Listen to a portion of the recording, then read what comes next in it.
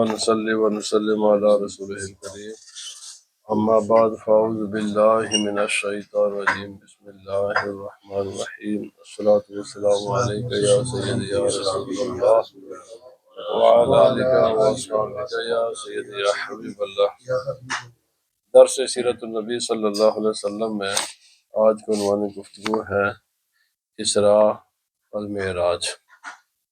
نبی پاک صلی اللہ علیہ وسلم کو اللہ تعالیٰ نے شان معراج عطا کی، اور اس کا ذکر قرآن مقدس میں 2 مقامات پر اللہ پاک نے فرمایا ہے، اور رسول خدا صلی اللہ علیہ وسلم نے بالتفصیل اس کو بیان فرمایا۔ اس کو روایت بڑے بڑے محدثین نے، امام بخاری علیہ الرحمہ نے اپنی کتاب میں، امام مسلم نے اپنی کتاب میں، دیگر محدثین نے، سیرت نگاروں نے، تقریباً یہ حد تواتر کو پہنچی ہوئی روایات ہیں کہ جب نبی پاک صلی اللہ علیہ وسلم پر انتہائی مشکل وقت آیا کہ آپ کے رفیقہ حیات حضرت سیدہ خدیجہ رضی اللہ تعالی عنہا کا بھی انتقال ہو گیا، اور حضرت ابو طالب کا بھی انتقال ہو گیا، تو کفار کی سختیاں اور ان کے مظالم پہلے سے زیادہ ہو گئے، تو نبی پاک صلی اللہ علیہ وسلم پھر طائف تشریف لے گئے کہ شاید وہ لوگ اسلام قبول کریں، تو انہوں نے مکہ والوں سے بھی زیادہ ظلم و ستم کے پہاڑ ڈھائے۔ تو جب اس کے بعد اللہ تعالیٰ نے نبی پاک صلی اللہ علیہ وسلم کو یہ عظمت عطا فرمائی کہ اگر آپ نے جو اللہ کے راہ میں تکلیفیں برداشت فرمائی ہیں، اب ان تکلیفوں کے نتیجے میں جو اللہ کے ہاں آپ کے لیے جو کچھ ہے نا، اور جس کو آپ اللہ پاک نے جو کچھ اس کے نتیجے میں آپ کو عطا فرمائے گا، وہ بھی آ کر دیکھ لیں۔ تو نبی پاک صلی اللہ علیہ وسلم کو اللہ تعالیٰ نے، اور یہ یاد رکھ لیں، بعض ایسی خصوصیات ہیں جو نبی پاک صلی اللہ علیہ وسلم کے ساتھ کوئی بھی ان کے ساتھ شریک نہیں ہے۔ یعنی حضرت آدم علیہ السلام سے انسانیت کا سلسلہ شروع ہوتا ہے، اور انبیاء کرام کا بھی سلسلہ وہیں سے شروع ہوتا ہے۔ نبوت و رسالت آ کر نبی صلی اللہ علیہ وسلم سے پہلے حضرت عیسیٰ علیہ السلام ہے، تو آپ پر ختم ہوتی ہے وہ سلسلہ، اور ویسے تو نبی صلی اللہ علیہ وسلم صاحب کے آخر میں، لیکن نبی صلی اللہ علیہ وسلم کو اگر ادھر کرے تو پھر حضرت عیسیٰ علیہ السلام اللہ کے آخری نبی ہے۔ حضرت عیسیٰ علیہ السلام تک کسی بھی اللہ نے یہ عظمت اپنے کسی نبی کو عطا نہیں فرمائی۔ جیسے ختم نبوت ہے نا، یہ ایسی ایک نبی صلی اللہ علیہ وسلم کو شان ہے کہ کوئی بھی اللہ کا نبی بھی اس میں آپ کے ساتھ شامل نہیں ہے۔ اور ساری زمین کا مسجد ہو جانا، یہ صرف نبی پاک صلی اللہ علیہ وسلم کی خصوصیت ہے، کوئی بھی اس میں۔ اور اسی طرح معجزہ معراج یہ نبی پاک صلی اللہ علیہ وسلم کی خصوصی فضیلت ہے، کوئی بھی اللہ کے نبی اس معاملے میں۔ اور اسی طرح جو جوامع القلم ہے وہ بھی نبی پاک صلی اللہ علیہ وسلم کی خصوصیات میں سے ہے۔ بہت سی نبی نے خود بیان فرمائی ہیں، مجھے اللہ تعالیٰ نے بعض ایسی بے مثال شانیں عطا کی ہیں کہ جن میں میرے ساتھ کوئی بھی شریک نہیں، اس میں میں اکیلا ہی ہوں۔ ایک خدا وحدہ لا شریک ہے دینے میں، اور میں وحدہ لا شریک ہوں لینے میں۔ جس طرح اس کے دینے میں اس کے ساتھ کوئی شریک نہیں ہے نا، اسی طرح لینے میں بھی میرے ساتھ کوئی شریک نہیں ہے، یہ صرف میری ہی ہیں، انہیں میں سے ایک یہ ہے۔ اس کے 3 مقامات کہہ لیں، اس کے 3 حصے ہیں۔ ایک کو کہا جاتا ہے اسرا، ایک ہے معراج، ایک ہے عرج۔ تو انشاءاللہ سب سے پہلے وہ پورا واقعہ سماعت فرمائیں، اور اس کے بعد انشاءاللہ العزیز پھر جیسے جیسے وقت گزرے گا تو اس بات، چونکہ یہ بہت بڑا عنوان ہے، میں خود سمجھتا ہوں کہ اگر پورا سال مسلسل اس کو میں بیان کرتا رہوں، جو الحمدللہ میرے ذہن میں اس پر مواد ہے، تو سال سے میں بھی یہ ختم نہیں ہوگا، لیکن چونکہ پھر بہت باقی عنوان رہ جائیں گے تو تھوڑا تھوڑا ہم صاحب کو بیان کریں گے۔ تو فرمایا کہ جو نبی پاک صلی اللہ علیہ وسلم کا سفر ہے مسجد حرام شریف سے، مکہ معظمہ سے مسجد اقصیٰ تک، بیت المقدس تک، فلسطین تک، اس کو کہتے ہیں اسراء۔ یہ اسراء ہے، سبحان الذی اسرا بعبدہ لیلا من المسجد الحرام الی المسجد الاقصی، اللہ پاک نے بھی اسی لفظ کے ساتھ اس کو بیان فرمایا ہے۔ تو ایک ہے نبی پاک صلی اللہ علیہ وسلم کے سفر کا یہ حصہ۔ جو آدمی اس کا انکار کرے وہ دائرہ اسلام سے خارج ہے، اور جب اس کو جو مان لے، اس کو مانے، چونکہ جو نہیں مانے گا تو دائرہ اسلام سے خارج ہے، وہ آدمی مومن نہیں ہے، کیونکہ یہ خدا تعالیٰ نے خود بیان کیا قرآن پاک میں۔ تو اس کے لیے بعد والے دونوں کو ماننا بہت آسان ہے، اس کا کوئی مسئلہ نہیں ہے، کیونکہ جس طرح رات کے تھوڑے سے حصہ میں مکہ معظمہ سے بیت المقدس جانا یہ معجزے کے سوا کچھ بھی نہیں ہے، یہ صرف معجزہ ہی ہے۔ عام عادات کے اعتبار سے جو انسان کے عادات ہیں اس اعتبار سے یہ ناممکنات میں سے ہے۔ آج کے زمانے میں بھی بہت تیز ترار ایجادات ہو چکی ہیں، اتنے مختصر وقت میں کوئی بھی اس وقت تک انسان کو چیز ایجاد نہیں کر سکا کہ جو اتنے مختصر وقت میں مکہ معظمہ سے بیت المقدس تک جائے اور پھر واپس بھی آ جائے۔ تو جب اس کا ماننا فرض ہے، ہم نے مان لیا، تو ساری جو بھی کلمہ پڑھنے والے ہیں اس کو مانتے ہیں، تو بھائی اس کے بعد کے جو واقعات ہیں ان کے انکار، یہ دلیل ہے بعد والے واقعات کی۔ جب ان کو اس کو ماننا ہے تو پھر ان کو بھی مانو۔ کیوں؟ نبی پاک صلی اللہ علیہ وسلم نے کب یہ دعویٰ کیا ہے کہ میں گیا ہوں؟ تب اگر میں گیا ہوں پھر تو کوئی بات، اللہ پاک نے فرمایا میں لے کر گیا ہوں، مجھے خدا لے کر گیا ہے، اور وہ ان اللہ علی کل شیء قدیر کی شان والا ہے، اس کے لیے کوئی چیز ناممکن نہیں ہے، وہ ہر چیز پر قادر ہے۔ تو جو ذات رات کے مختصر ترین حصے میں مکہ معظمہ سے بیت المقدس اور بیت المقدس سے واپس مکہ لے جانے اور لے آنے پر قادر ہے، وہ باقی جو اپنی کائنات اور اپنی قدرت کی نشانیوں کو دکھانے پر بھی وہ ذات قادر ہے۔ یہ ٹائم بھی اسی کا بنایا ہوا ہے، یہ زمین کی مسافتیں بھی اسی کی ہیں، اور یہ عرش کی ساری یہ اس کا بھی مالک وہی ہے۔ فرمایا وہ عمل میں راجو فهو ما عاقب ذلك من العروج به الى طبقات السماوات العلى ثم الوصول به الى حد انقطع عنده علوم الخلائق من ملائكة وانس وجن كل ذلك في ليلة واحدة۔ اس کے بعد کا جو معاملہ ہے جس کو ہم معراج اور پھر عروج بھی کہتے ہیں، وہ کیا ہے؟ نبی پاک صلی اللہ علیہ وسلم یہاں سے آسمانوں پر گئے، اور کہاں تک گئے؟ جہاں حد ختم ہو جاتی ہے۔ جہاں حد، کس کی حد ختم ہوتی ہے؟ فرشتوں کی بھی حد، انسانوں کی بھی حد، جنوں کی بھی حد۔ نہ کوئی انسان وہاں تک جا سکتا ہے، نہ کبھی گیا ہے، نہ کوئی جن وہاں تک جا سکتا ہے، نہ کبھی گیا ہے، نہ کوئی فرشتہ وہاں تک جا سکتا ہے، نہ کبھی گیا ہے۔ تمام حدیں جہاں پر ختم ہو جاتی ہیں، نبی پاک صلی اللہ علیہ وسلم وہاں سے بھی آگے گئے، یہ نہیں وہاں تک گئے، وہاں تک نہیں، وہاں سے آگے۔ اور یہ سب کا سب معاملہ رات کے ایک مختصر حصہ میں ہوا، ٹھیک ہے۔ اب یہ ہوا کب ہے؟ تو اس معاملے میں علماء کے جو تحقیق ہے وہ یہ ہے، جو ابن سعد ہے، بہت بڑے یعنی سیرت نگار ہیں، طبقات کبریٰ میں آپ فرماتے ہیں کہ یہ ہجرت سے 18 مہینے پہلے کا واقعہ ہے، 18 مہینے پہلے، اور اس کے 18 مہینے بعد نبی پاک صلی اللہ علیہ وسلم نے مکہ معظمہ سے ہجرت فرمائی ہے مدینہ طیبہ کی طرف۔ اور پھر یہ ہوا کیسے؟ فرمایا اس پر تمام امت کے جمہور اور اہل سنت و جماعت تمام تر متفق ہیں کہ یہ معراج جسم اور روح دونوں کے ساتھ ہے۔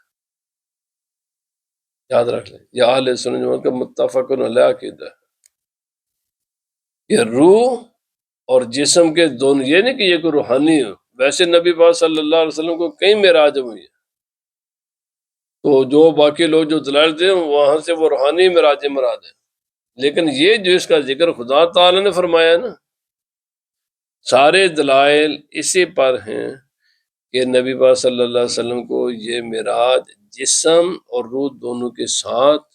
اور پھر خواب میں نہیں جاگتے ہوئے۔ یہ بھی نہیں ہے کہ نبی صلی اللہ علیہ وسلم کا روح مبارک تشریف لے کے اور جسم نہیں، ایسا بھی نہیں تھا، اور یہ بھی نہیں ہے جسم کیا تو روح نہیں، فرمایا یہ بھی نہیں، اور یہ بھی نہیں کہا پر آپ سو رہے تھے، فرمایا نہیں، جسم، روح اور بیداری میں نبی پاک صلی اللہ علیہ وسلم کو اللہ تعالیٰ نے کیوں فرمایا وَلِذَٰلِكَ فَهِيَ مُعْجِزَاتِهِ۔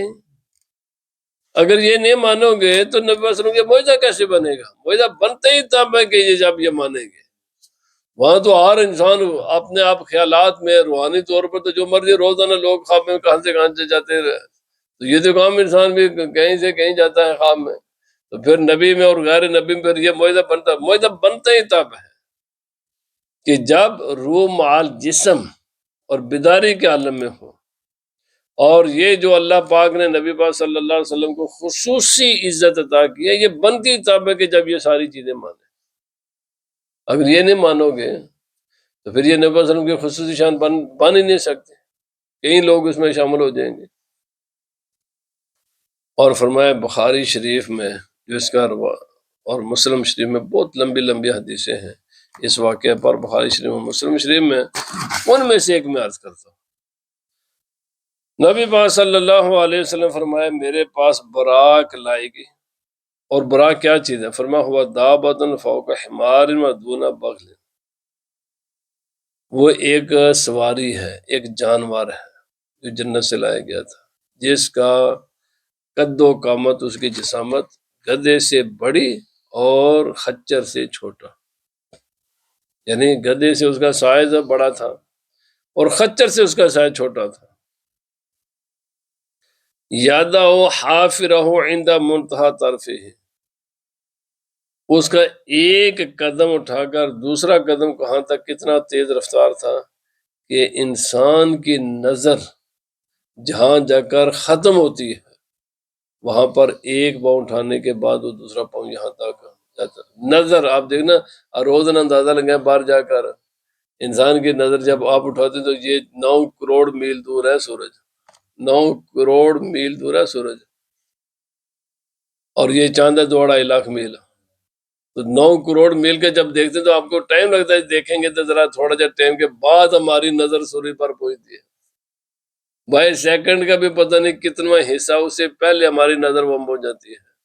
9 کروڑ میل کا سفر کرتی ہے ایک سیکنڈ سے بھی، سیکنڈ تو بہت دور کی بات ہے جی، جیسے ایسے ہے جیسے آ کے کھولے فوراً آپ نظر چلی جاتی ہے، وہ تو میرا خیال ہے اس کا میجر کرنا بھی بہت مشکل مسئلہ ہے۔ تو فرمایا جہاں تک نظر کی انتہا ہے وہاں پر اس کا پہلا قدم پڑتا تھا، پہلا قدم ایک قدم اٹھانے کے بعد دوسرا اٹھانے تک، یہ اتنا اس کا تیز رفتار تھی۔ اور اسی میں نبی پاک صلی اللہ علیہ وسلم فرمایا کہ پھر میں مسجد اقصی میں گیا، یعنی اس پر بیٹھا، تو جہاں سے جب چلے تو پہلا سٹاپ کہاں تھا؟ مکہ معظمہ سے مسجد اقصی، اور وہاں پر 2 رکعت نماز ادا کی گئی۔ اب ایک اس میں مسئلہ ہے، وہ انشاءاللہ چونکہ یہ پورا تو نہیں ہے، نبی پاک صلی اللہ علیہ وسلم نے جو انبیاء کرام کی امامت فرمائی ہے، یہ جاتے وقت تھی یا واپسی کے وقت ہے؟ تو نبی پاک صلی اللہ علیہ وسلم کی امامت مشہور اور جو معتمد قول ہے وہ یہی ہے کہ نبی پاک صلی اللہ علیہ وسلم نے واپسی پر امامت فرمائی تھی، جاتے وقت بھی مسجد اقصی میں حاضری دی، لیکن وہاں پر خود نبی پاک صلی اللہ علیہ وسلم نے 2 رکعتیں پڑھی، لیکن جو انبیاء کرام کو جو امامت فرمائی تھی نا وہ واپسی پر تھی۔ بہرحال بعض روایات ادھر انڈیکیٹ کرتے ہیں کہ جاتے وقت، اسی لیے یہ مختلف یہ مسئلہ ہے، بعض علماء کی تحقیق یہ ہے کہ جاتے وقت، اور بعض کی تحقیق یہ ہے نہیں واپسی پر۔ جب نبی پاک صلی اللہ علیہ وسلم نماز ادا فرما چکے اور وہ پتھر آج بھی وہاں موجود، اور یہ مسلمانوں کے لیے لمحہ فکریہ ہے کہ جہاں پر نبی پاک صلی اللہ علیہ وسلم نے اپنے براق کو باندھا تھا، اب ظاہر بات ہے یہ براق کو باندھا کیوں گیا، یہ بھی ایک سوال ہوتا ہے نا جی، وہ تو اللہ کے حکم سے ہے، وہ اس لیے کہ نبی پاک صلی اللہ علیہ وسلم اپنی امت کو یہ تعلیم دینا چاہتے ہیں کہ اسباب اختیار کیا کرو۔ اسباب کو اختیار کرنا یہ کوئی اسلام کے خلاف نہیں ہے، توکل کے خلاف نہیں ہے، حالانکہ وہ خدا کے حکم کا پابند تھا، وہ آئے اسی لیے تھا نبی پاک صلی اللہ علیہ وسلم کو لانے کے لیے، لیکن نبی صلی اللہ علیہ وسلم اس کے باوجود اس کو باندھا بتانے اس کے لیے، یہ بتانے کے لیے کہ بھائی جو دنیا کے اسباب ہیں ان کو اختیار کیا کرو، یہ اسباب بھی خدا ہی نے پیدا کیے ہیں، اور ان اسباب کو اختیار کرنے کا بھی خدا ہی کا حکم ہے۔ حضرت سیدنا عمر رضی اللہ تعالیٰ عنہ آپ سیدھے جا رہے تھے تو راستے میں اطلاع ملے کہ جناب وہاں تو طاعون ہے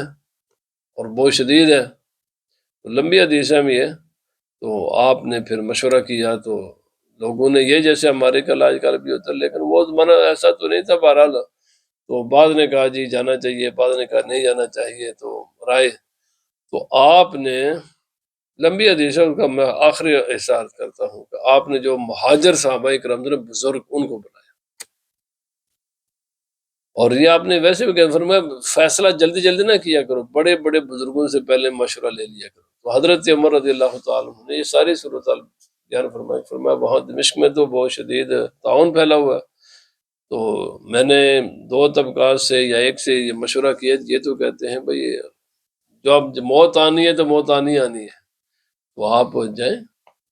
تو بات کہتے ہیں نہ جاؤ، احتیاط کرنی چاہیے، تو آپ تو تمام نے یہاں پر نوجوانوں میں کیا ہوا اختلاف، بعض کی رائے تھی جانے کی اور بعض کی رائے تھی نہ جانے کی، لیکن وہ صحابہ کرام کے جو نبی پاک صلی اللہ علیہ وسلم کے ساتھ ساری زندگی رہے، بوڑھے تھے، مہاجر تھے، صاحب عقل و شعور تھے، اور جن کے کمال قسم کے وہ، تو انہوں نے سب نے متفقن علیہ آپ کو مشورہ دیا کہ آپ کو آگے نہیں جانا چاہیے، اب نہ واپس چلے۔ جب آپ واپس پڑھنے لگے تو کسی نے آپ سے کہا کہ کیا آپ تقدیر الہی سے بچ سکتے ہیں؟ موت سے تو نہیں بدنا، آدمی جدھر مرضی ہے موت نے تو آنا ہی آنا ہے۔ تو آپ نے ایک بہت خوبصورت جواب دیا تھا، فرمایا ہم تقدیر الہی سے منہ موڑ کر تقدیر الہی کی طرف جا رہے ہیں، تقدیر الہی سے منہ موڑ کر تقدیر الہی کی طرف جا رہے ہیں، ہمارا پھرنا بھی اسی کے مقدر میں ہے، اسی کے حکم سے ہے، اور جدھر جا رہے ہیں وہ بھی اسی کے حکم سے ہے، جہاں پر ہماری موت یہاں نہیں وہاں لکھی ہوئی ہے۔ فرمایا ہم خدا کی تقدیر سے منہ پھیر کر خدا کی تقدیر ہی کی طرف جا رہے ہیں، تو اس لیے بیمار ہو جائے تو علاج، رات کے وقت دروازے بند، گاڑی کو لاک لگائیں، یہ جتنے اسباب ہیں یہ اختیار کرنا یہ نبی پاک صلی اللہ علیہ وسلم کی سنت ہے، اور یہ کوئی منع چاہیے، کوئی توکل کے خلاف نہیں ہے۔ یہ آدمی کو اللہ پر یقین نہیں ہوتا تو یہ کیا بھائی نہیں، اللہ کے بندو خود نبی پاک صلی اللہ علیہ وسلم نے اپنی امت کو تعلیم دی، اور سفر معراج میں یہ تو بہت بڑی تعلیم ہے نا۔ تو بہرحال تو حضرت جبرائیل علیہ السلام تشریف لائے آپ کے راستے میں، تو ایک ہاتھ میں دودھ کا پیالہ ہے اور ایک ہاتھ میں شراب کا پیالہ تھا، نبی پاک صلی اللہ علیہ وسلم کو پیش کیا، تو نبی پاک صلی اللہ علیہ وسلم نے دودھ کو پسند فرمایا اور شراب کو چھوڑ دیا، تو حضرت جبرائیل علیہ السلام نے فرمایا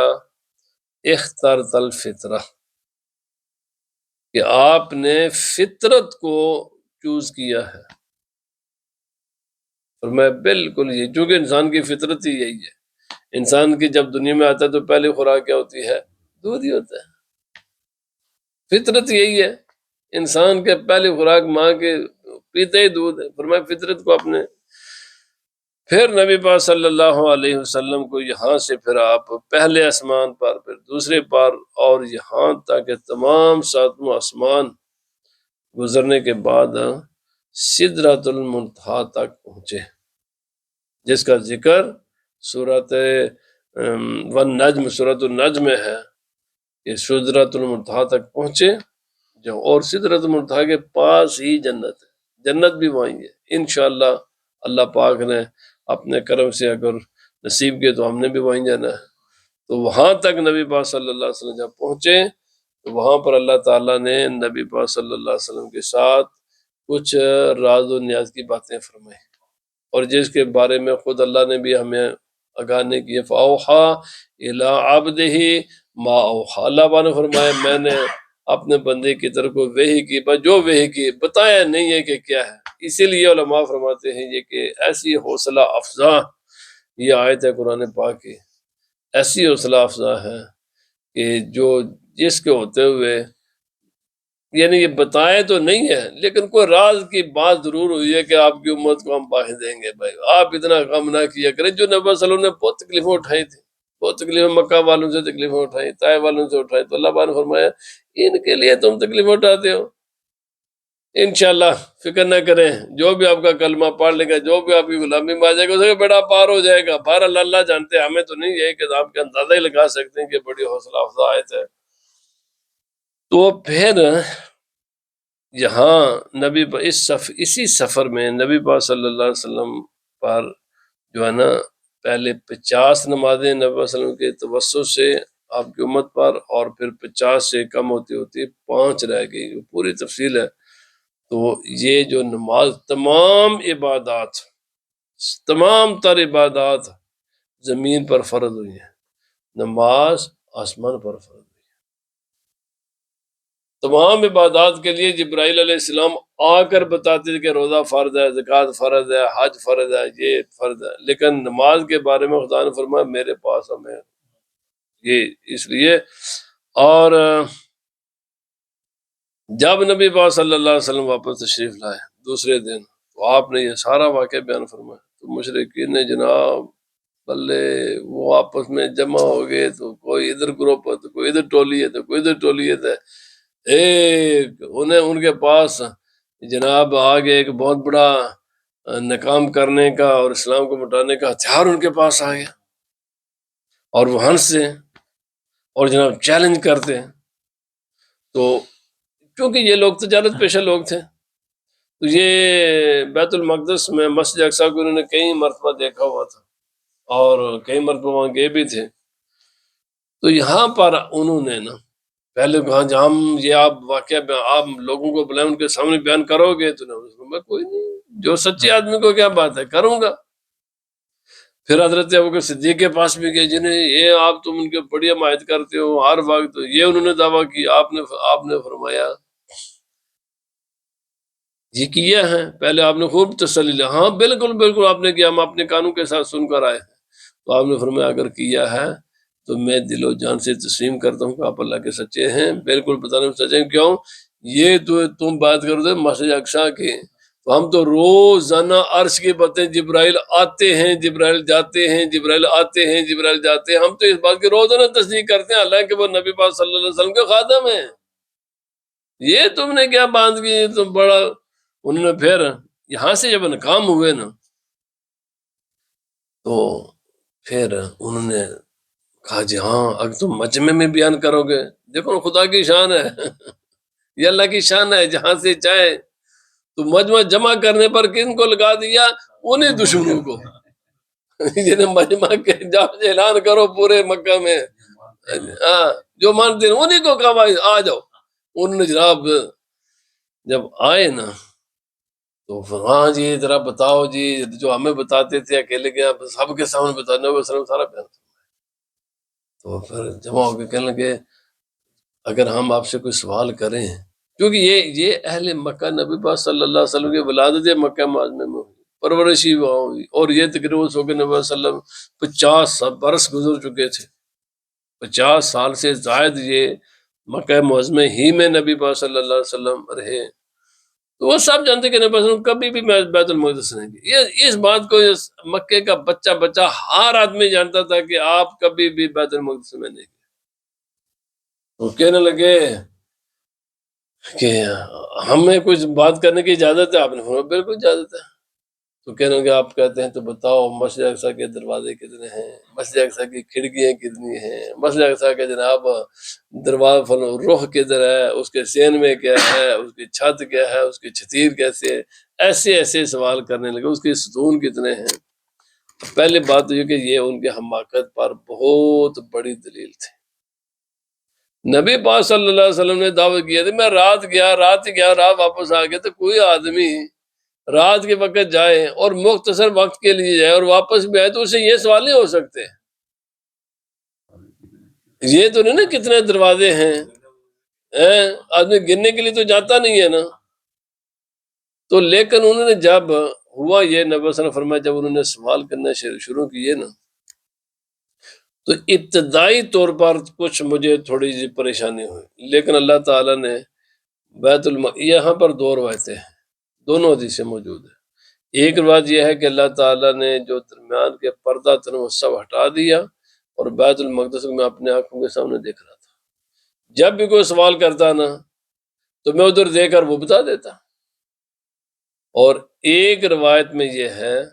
تفسیر میں کسی نے ساری روایات یہ موجود ہے کہ اللہ تعالیٰ نے مسجد اقصی کو وہاں فرشتوں کو حکم دیا اٹھاؤ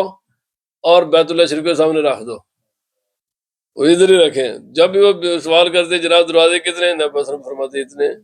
کھڑکیاں کتنے ہیں، فرمایا ادھر ہے، فرمایا چھت کیسی ہے، فرمایا ایسی ہے، ستون کتنے، فرمایا یہ ہیں، سین میں کیا، فرمایا. ان کا ہر سوال کا جواب نبی پاک صلی اللہ علیہ وسلم نے جب دیا تو اب ان کے پاس انکار کرنے کی کوئی گنجائش نہ رہ گئی. ایک بھی بات پر وہ یہ نہ کہہ سکے کہ آپ نے جو ستونوں کی تعداد بتائی وہ اتنے نہیں ہیں، اتنے ہیں. اور اس کے دروازے کا جو رخ ہے یا کتنے دروازے، آپ نے ایک بھی ایسا نہیں انکار نہ کر سکا. تو نبی پاک صلی اللہ علیہ وسلم یہ اس کی وجہ سے اسی واقعے میں راج پر اللہ بن والذی جاء بالصدق وصدق به اولئک هم المتقون. یہ حضرت صدیق اکبر رضی اللہ تعالی عنہ کی شان اور نبی وسلم کے اللہ بن فرمایا ایک وہ ہے جو سچائی لے کر آیا تھا اور ایک وہ ہے جس نے اس سچائی کی تصدیق کی، اور دونوں ہی متقی ہیں. تو سچائی کو لے کر آنے والے نبی پاک صلی اللہ علیہ وسلم ہیں اور سچائی کو بیان کرنے والے کی تصدیق کرنے والے حضرت ابوبکر صدیق رضی اللہ تعالیٰ، دونوں کی شان اللہ پاک نے بیان فرمائی ہے. تو اس سے پہلے تو بڑا یہ واقعہ یہاں تک ہی ہے. اب اس سے پہلے جو نبی صلی اللہ علیہ وسلم نماز 10 سال نماز ادا فرماتے رہے کیونکہ معراج کی رات کو نمازیں فرض ہوئی ہیں. تو وہ اس وقت نہیں فرض تھیں لیکن پڑھتے کیا تھے، ایک تو وہ رکعتیں صرف 2 تھی، 5 نمازیں فرض نہیں تھیں، 2 تھیں اور ان میں بھی صرف 2 رکعتیں ہوا کرتے تھے. یہ جو آج ہم نماز پڑھتے ہیں 5 نمازیں اور یہ رکعتیں، یہ سب کے سب اس واقعے کے بعد ہیں. اور پھر اگلے دن پھر جبرائیل علیہ السلام آئے کہ آ کر پھر آپ نے امامت کی اور آ کر نبی پاک صلی اللہ علیہ وسلم کو ایک دن آئے تو تمام نمازوں کے جو ابتدائی اوقات ہیں ان کو بتا دیا کہ فجر کا سٹارٹنگ ٹائم یہ ہے، ظہر کا یہ ہے، عصر کا یہ ہے، اور دوسرے دن انتہائی ٹائم بتا دیا. تو نبی پاک صلی اللہ یہ ٹائم جو نمازوں کے ٹائم ہے یہ توقیفی ہیں، یہ کو ہم اپنی مرضی اس میں کچھ بھی نہیں کر سکتے. جیسے نبی پاک صلی اللہ علیہ وسلم نے کو نبی پاک صلی اللہ علیہ وسلم کو جبرائیل علیہ السلام بتایا اور نبی پاک صلی اللہ علیہ وسلم نے آگے ہمیں بتایا. نماز کی رکعتیں بھی توقیفی ہیں، نماز کے اوقات بھی توقیفی کا معنی یہ عقل سے نہیں معلوم ہو سکتا کہ سارے دنیا کے انٹلیکچوئل بیٹھ جائیں اور کوئی فیصلہ کرے. نہیں بھائی، یہ چیزیں نہیں ہیں. رکعتیں بھی مغرب کی 3 ہیں، مشرق مغرب کے مسلمان مل کر بھی کہیں یہ 2 ہیں یا 4 ہیں، بھائی یہ 3 ہی ہے. ٹھیک ہے، جو 4 ہیں ان کو کوئی 2 نہیں کر سکتا، 2 سفر میں ہیں ان کو کچھ. تو بہرحال یہ سب نماز کے احکام توقیفی ہیں. وحی کے ذریعے ہمیں پتہ چلا ہے، وحی کے علاوہ کوئی انسان کے پاس راستہ نہیں ہے کہ ان چیزوں کو معلوم کرنے کا. تو بہرحال مختصر آخری بات یہ ہے کہ یہ اتنا بڑا نبی پاک صلی اللہ علیہ وسلم کو اللہ پاک نے یہ شان عطا فرمایا، اور اسی نے فرمایا مجھے خدا نے معراج عطا کی ہے، جو انشاءاللہ آپ نے سنی اور سنیں گے، اور فرمایا میری امت کی معراج نماز ہے، الصلاۃ معراج الدین، فرمایا نماز میرے دین کی معراج ہے۔ جو مسلمان چاہتا ہے نا کہ اللہ کی بارگاہ کا قرب حاصل کرے تو اس کو چاہیے پھر نماز کی پابندی کرے۔ اللہ پاک ہمیں عمل کی توفیق عطا فرمائے۔ وما علینا